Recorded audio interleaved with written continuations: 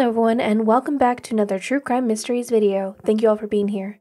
Today we're discussing 3 more cold cases of Jane and John Does and the mysteries surrounding their deaths. Let's get into it. Number 4. Flagler County Doe. On January 10, 1993, 2 boys were playing on the Sea Ship Place in Palm Coast, Florida, on what was set to be another sunny day. Sea Ship Place is a cul-de-sac, and the road backs onto woodland and forest. Whilst the 2 boys were playing with their basketball, it rolled off into the woods, and the 2 boys ran to retrieve it. As they waved their hands through the brush, they discovered something much more terrifying than a ball. It was a human skull. The boys immediately ran home and told their parents about what they had discovered. The Flagler County Sheriff's Office quickly arrived at the scene and opened an investigation.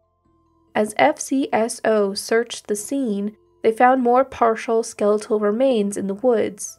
They also found remnants of clothing with a pocket lining, zipper, and faded tag. They also found size 7.5 tennis shoes that were also highly degraded. Only partial skeletal remains were discovered, and the area was declared a crime scene.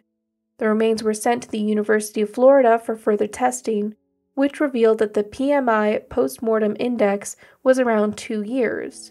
In the report, they noted that the remains belonged to a female who was white or indigenous, aged 25 to 35, and approximately 5'3". Her remains showed a previous nasal fracture, although it is unknown whether this was connected to her death, and no cause of death could be determined. Teeth play a massive role in identifying the deceased, especially if the person has a unique dental profile. According to reports, most of Jane Doe's teeth had fallen out post-mortem, but they were still valuable to investigators. Her teeth showed signs of periodontal disease, which causes inflammation of the gums and the teeth.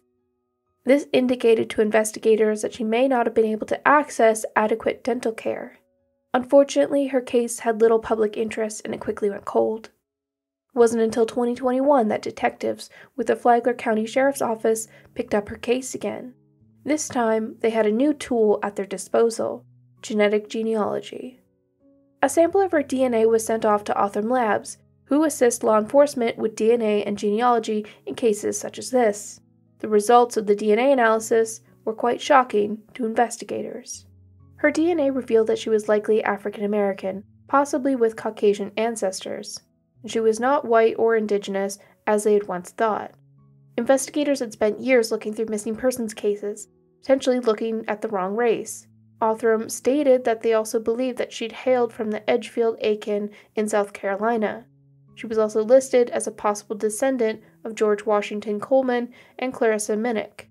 The FCSO and Othram Labs have contacted 30 relatives of the Flagler County Jane Doe, but so far there have been no identifications. In a bizarre twist, one of Jane Doe's relatives, Donya Williams, is also a genealogist. Investigators hope that with the advent of this new technology, they are one step closer to discovering her identity. A new facial approximation sketch was created and circulated around the U.S.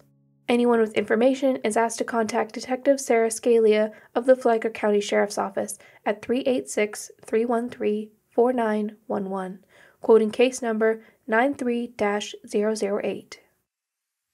Number 3. Finley Creek Jane Doe.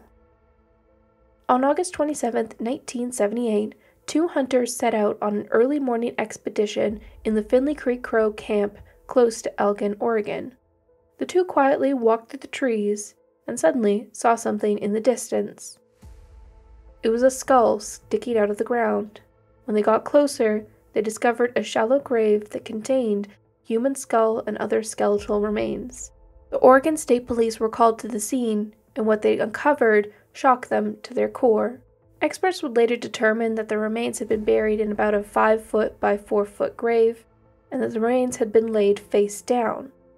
Pathologist Dr. Judy Buczek completed the initial examination of the remains, determining that they belonged to a white or unknown race woman, aged 14 to 25, with light brown, sandy blonde hair, who was 5'1" to 5'4", weighing 114 to 140 pounds. At the scene, investigators had recovered a series of tiny bones. When the remains were sent to the Oregon Crime Lab for further analysis, scientists determined that the woman had been in her 6th to 8th month of pregnancy, and that these bones belonged to her unborn child. At the crime scene, investigators also found a nylon cord 4 feet long and a 2-foot long radio cord. There were also clothing items belonging to the woman, including a bra, red pants, lace-up shoes, and some red and white cloth and zippers. The post-mortem index believed that the woman has been deceased from anywhere from 2 to 3 years, with animal activity having compromised the integrity of the remains. The Oregon State Police have made several appeals to the public for information. In 1979, witnesses reported finding an abandoned camp close to where Finley Creek Doe and her baby were found. More detailed descriptions of the camp are available online, but the critical pieces of evidence discovered were about 30 to 40 feminine pads, a blue windbreaker, a pair of boots that bore the name Fox Holman and Stepton. Over the years, several victims have been ruled out: Sherry Pickle, Dana Lou Sanchez, Melanie Flynn, Laura Flink, Rita Jolly, Laura Partridge, and Teresa Flitton. Dozens of loved ones have come forward with DNA samples and information, but so far no match has been found. Unfortunately, in 1990, the Union County District Attorney destroyed all the evidence in this case, including the remains, to be destroyed. The Finley Creek Doe and her unborn child were cremated in Walla Walla. Since her cremation, nobody has been able to find her remains. No records were kept, investigators have lost track of them. Whilst authorities had little care or compassion for Finley Creek Doe, it doesn't mean there aren't others who are willing to step up to the plate. Redgrave Research Forensic Services have created 2 approximate sketches from photographs of Jane Doe's skull. They are also in the process of extracting and sequencing DNA, the costs of which were covered by generous donations from the public. Redgrave is quietly working on this case in the background, but there have been no recent updates.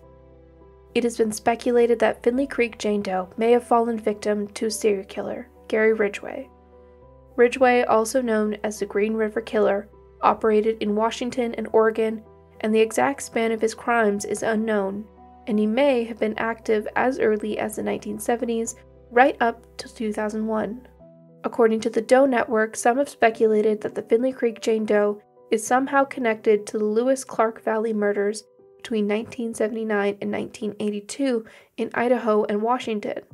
The timelines and the locations don't quite match up, but as a suspect has never been apprehended in the Lewis Clark Valley murders, it's hard to say. In 2022, Suzanne Timms came forward to Redgrave and the OCP stating that she believes Finley Creek Doe is her mother, Patty Otto, who disappeared on August 31, 1976. Autopsy records do not match that of Finley Creek Doe. Still, Suzanne told the Landgrove Observer, quote, "The discrepancy is due to an error made by the OCP's medical examiner whilst doing examinations of the skeletal remains of 2 Jane Does in his office at about the same time in 1978. She later stated that the dental records from the report of the second Jane Doe matched her mother. So far, no confirmation has been made, and the case of the Finley Creek Doe remains unsolved.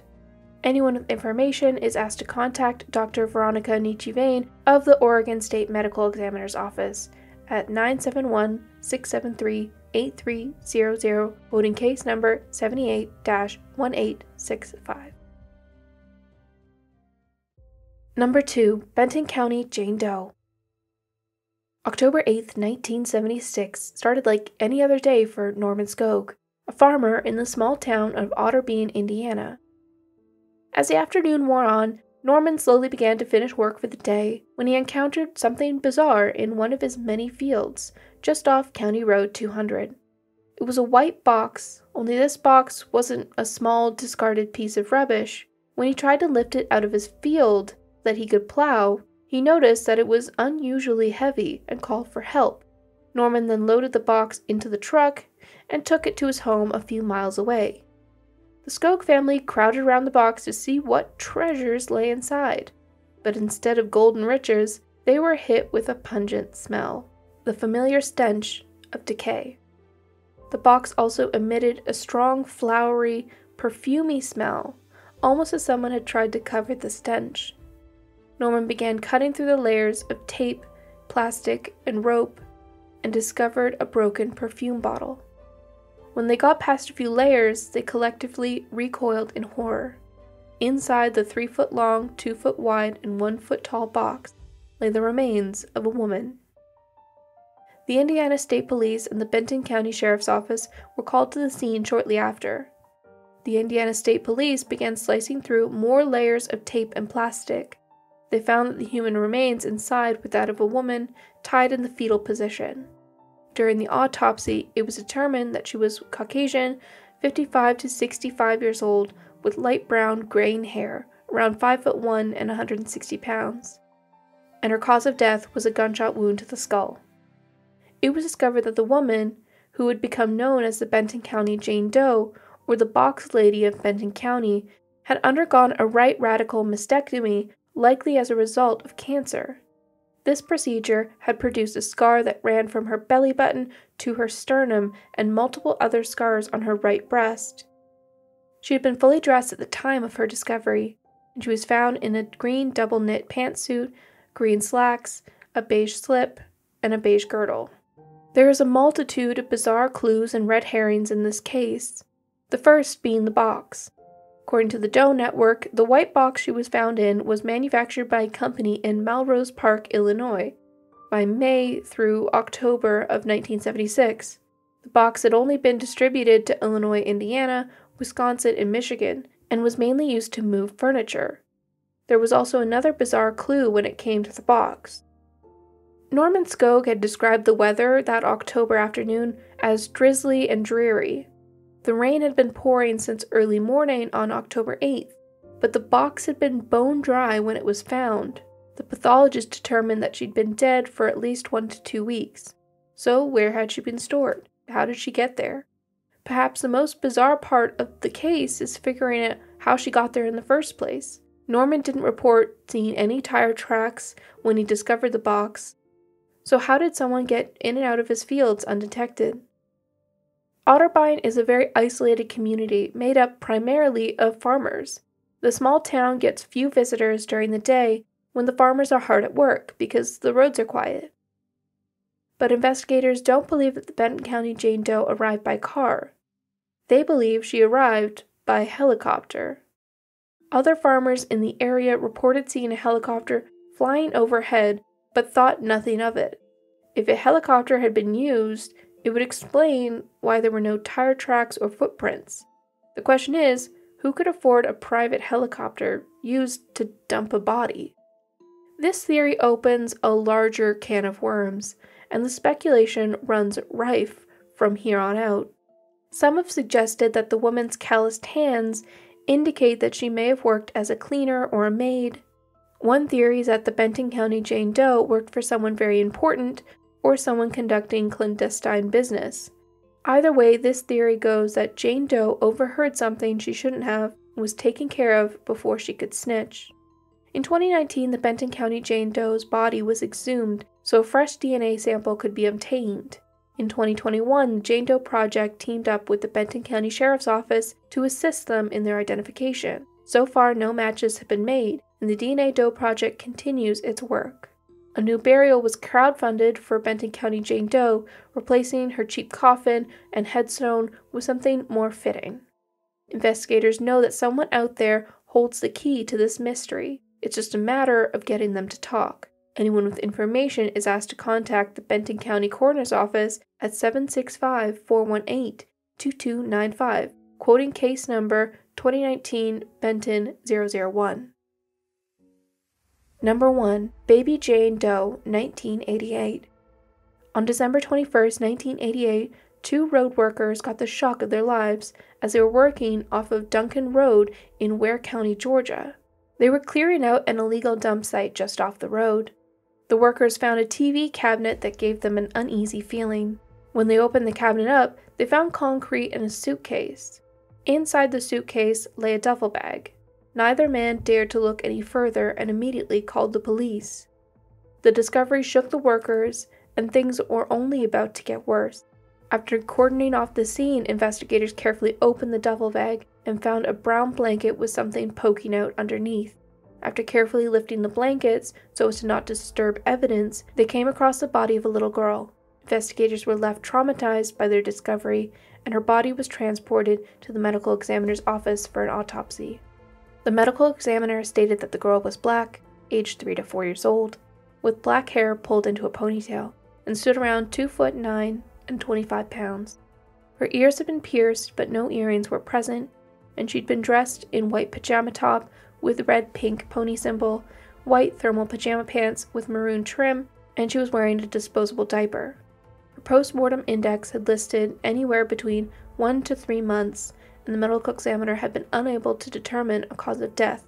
Little information is available about baby Jane Doe. She has also received little media attention.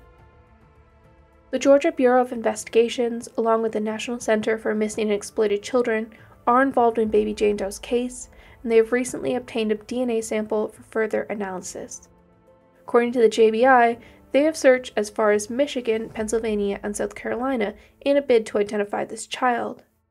JBI agent Jason Seacrest told News 4 Jax that the recent identification of the boy in the box, Joseph Zarelli, has given them hope that this case will eventually be solved.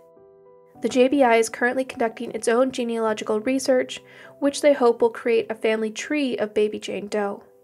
From there, they hope to eliminate people one by one until they hopefully reach her parents. Agent Seacrest went on to say, quote, "I truly believe that somebody remembers a little girl, and that little girl went away, and most likely they were given a story that they went to live with a family member, or that they went on to live a better life, and nobody ever saw or heard from that little girl ever again." JBI is offering a $5,000 reward for any information that leads to her identification. If you have any information, you're asked to call Special Agent Dale Wiley of the JBI at 912-389-4103 or the National Center for Missing and Exploited Children at 1-800-843-5678. Well, that's going to be it for this video. Thank you so much for sticking around to the end. As always, if you want to support the channel, the easiest way is to hit the like button. You can also subscribe and hit the notification bell so you don't miss my next upload. Other ways to support the channel are by joining my Patreon or channel membership. I also have merch, and you will find all of that plus links in the description box, plus a few extras. Don't forget to follow me on Instagram, TikTok, and Twitter for more, but with that being said, thank you so much for being here and supporting what I do. It is very appreciated. That's it for me. I'll see you on the next one. Bye for now.